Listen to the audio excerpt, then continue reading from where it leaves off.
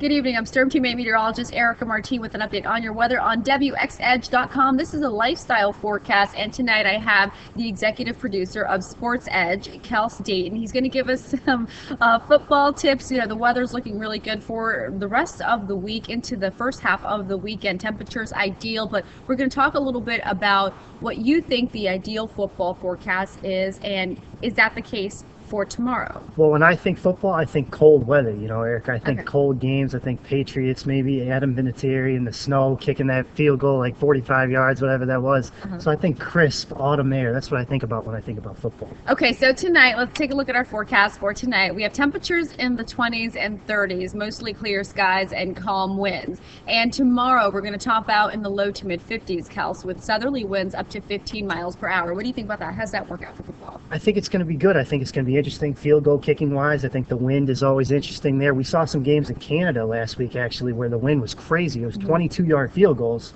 and the kickers are missing it. Those are close field goals, Interesting. And yeah, because the wind was just crazy. So I think the fall winds, late autumn winds could be a big factor in those games, especially playoff time. So the winds could be a factor. What about this high pressure system? It's high, it's dry, it's really dry out there. I think that could play a factor as well when you look at the turf, field conditions, running as well. It could be a big thing. And I think if you're a football team right now with the colder weather coming in, you've got to be able to run the ball because passing's tougher in colder weather, tougher with those field conditions. So I think I if like you that. can Interesting. run, yeah, it is interesting in football, especially if you can run in the cold weather, you can win.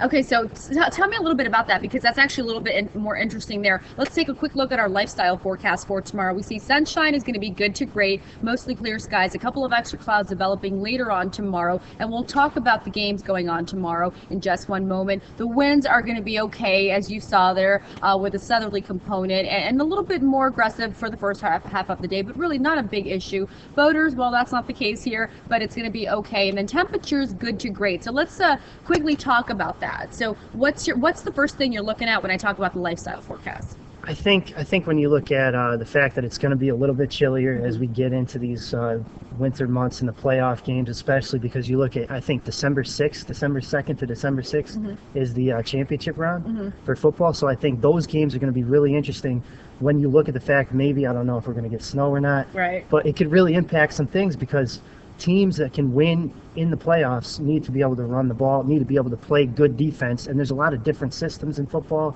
The spread offense, which has become really popular, it's all based off of running. So if you can run the ball, that's really big. So do you think a lot of coaches right now are focusing on running in the cold, and what would you as a coach suggest? I think that's really interesting because when you look at, even in the NFL, when you look at teams that can pass the ball, you think of West Coast teams, you think of the 49ers, teams like the New Orleans Saints who are in a dome who aren't really affected by the weather.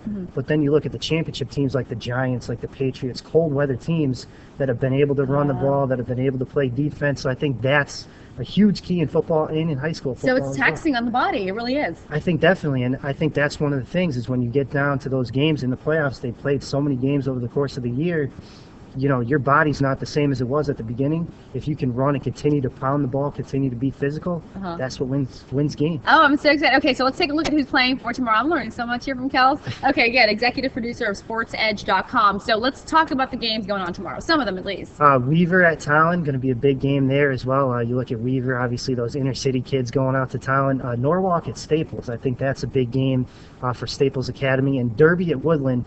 Those Woodland fans were great when we went there last time. Great fans, some of the best fans in the state. Going to be interesting to see what happens when Derby travels there. Okay, so let's talk about game time, approximately.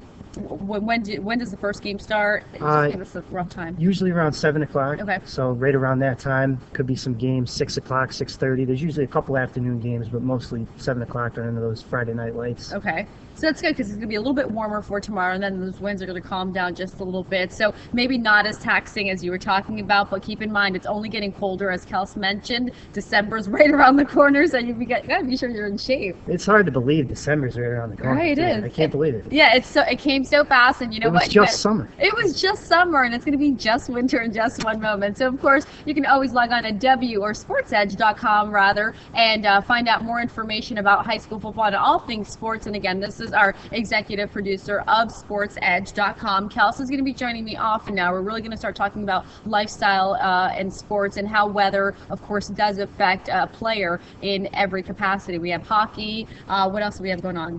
Basketball coming up. That's going to be big. I'm a big basketball fan, so can't wait for that. Okay. And so, of course, hockey's obviously those two sports you play indoors, so maybe Right. weather doesn't affect it as much. But football playoffs, weather plays a huge factor.